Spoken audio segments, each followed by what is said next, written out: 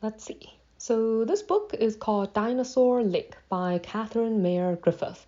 Elena and I actually read it at the same time together, which we haven't really done in a while, but it was kind of a fun thing to do.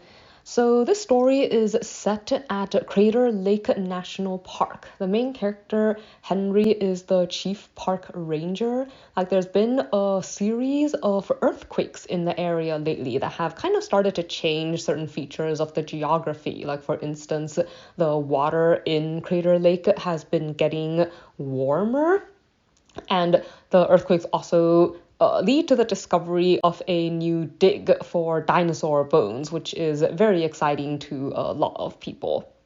So things have been a little strange, however, like people from around the town start to disappear, and there's also been reportings of monster sightings dating back like a couple months.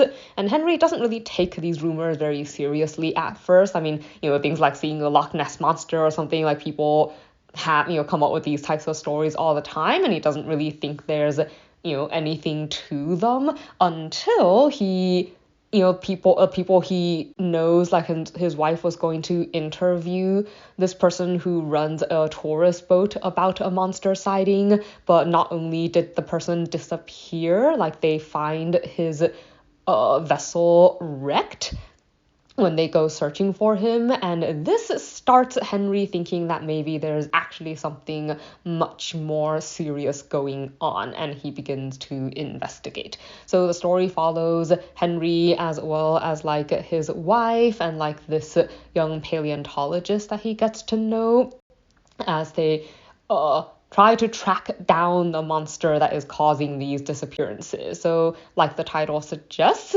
this is kind of a dinosaur revival story where you have like a monster hatching under the lake with the rising temperatures and coming out and starting to devour people, and it's them trying to figure out what how it happened and how to stop it from continuing because it's wreaking a great deal of havoc.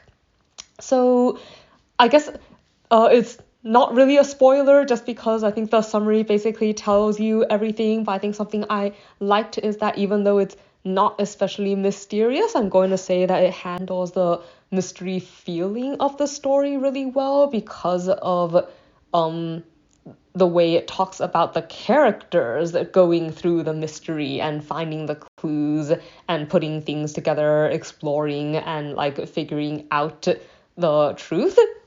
So even though from the reader's point of view, like you kind of know everything that's happening, like you can watch the characters as they work through the mystery, and it still allows you to have that kind of mysterious feeling. Like it's a little bit of a more classic horror type thing where you have like the monster and people hunting it down, but in any case, like it's done pretty well.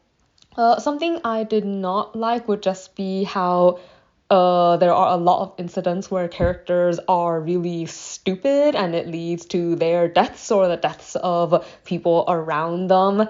And I mean, I think a lot of it is kind of like human arrogance. Like, yeah, a lot of people who just absolutely don't believe that there could possibly be a monster, or if there is a monster, it can't possibly be as smart as a human, so it can't possibly, like actually get me just because like I am smart and able to figure things out and get away or something. And a lot of this type of very arrogant and somewhat stupid thinking gets a lot of the people in the story killed, and that is something that I did not like because it was very frustrating from a reader point of view because you can just tell that they won't survive to regret it, but it's annoying anyway.